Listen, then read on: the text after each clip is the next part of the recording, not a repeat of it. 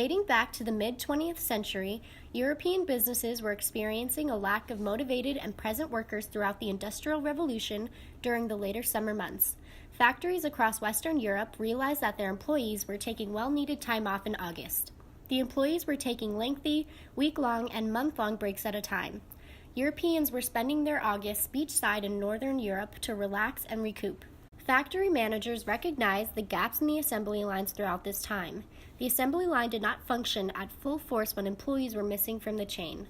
When one worker left a gap in the line, the rest of the chain would begin to fall apart. Therefore, managers encouraged taking the whole month of August off. It ended up being more efficient to close shop altogether to take their year's worth of vacation at once. This unwritten policy has extended into today's modern workforce.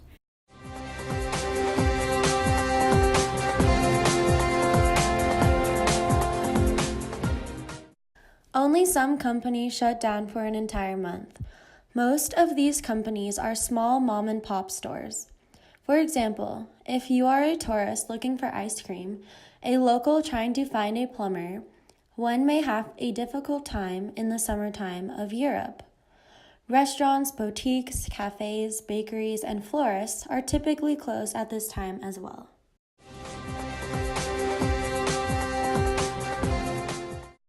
In the European Union, citizens have to account for, in business, to have a greater number of paid time off days and holidays. Because of the large connection to the Catholic religion, people will assume about 15 plus days of vacation within a year. For a European, though, they take this approach much more full-hearted. And if a shop isn't open, they simply find an alternative or decide not to shop there until it reopens.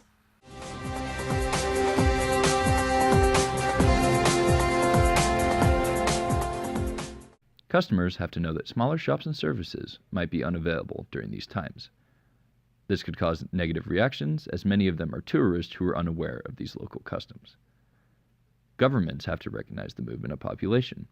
Depending on where they are located, they may have far less or far more people than they are used to.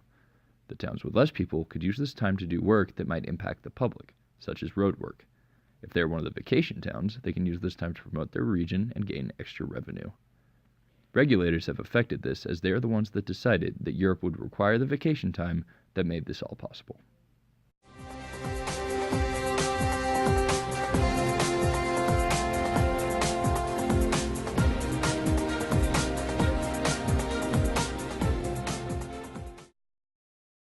Europe taking off of the month of August relates to international marketing because this is a very strong example of diversity. International marketers need to understand that in different areas of the world, there are different cultures. In this case, workers are taking off of work for an extended period of time. This is something that is way different than in the United States. So marketers need to understand these cultural differences in order to adapt a new marketing strategy to take advantage of these businesses that are being closed. A main consequence arising from this is how businesses might lose a significant amount of money during these times. When August comes around each year, businesses shut down and become temporarily unavailable to the consumers as workers are taking the time off. Because it occurs during summer, tourist revenue most likely decreases during the month of August.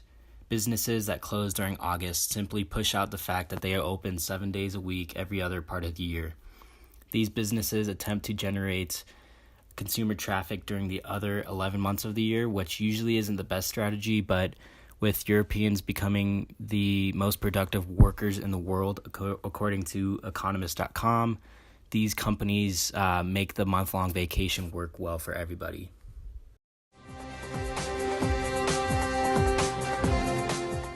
Our marketing recommendations we segmented into two different strategies: what companies can do when entering this market, and then also what they can do once they've already entered. When trying to enter into the market and looking for people to hire, they need to make sure that their strategies revolving paid time off and people's vacation are highly merited. And so for them to strategize around hiring, they should promote an effective work-life balance for their European workers. They should institute local outreach teams to update hours and operation times to reflect changes in vacations and leave of absences for businesses. such as the utilization of Google Maps, which provides a generalized hours of operations on the site, and to make sure to update those to account for vacation times and points of low operation. As well, businesses should understand an adaptive nature when it comes to various cultures by country. Instituting operations within Italy and then those in the Netherlands, Spain, or France are going to be different, despite them all being culture to the European Union. And as well, when we segment it to include how we can strategize operation for once you've actually enacted business in the country, you can have some unique opportunities, such as the lower amount of travel and traffic when it comes to being in August. You can have shipping and movement of goods happen during this time when there'll be less cars on the road. And since air conditioning is uncommon in various countries such as Spain or Italy, it would be preferred if you move your business operations to later on in the day to account for much cooler times. So overall, our strategy focuses on being adaptive to local communities, intrinsic and unique concerns, but also to make sure that business operations is both competitive when it comes to hiring practices and also to advantageous when it comes to local sourcing.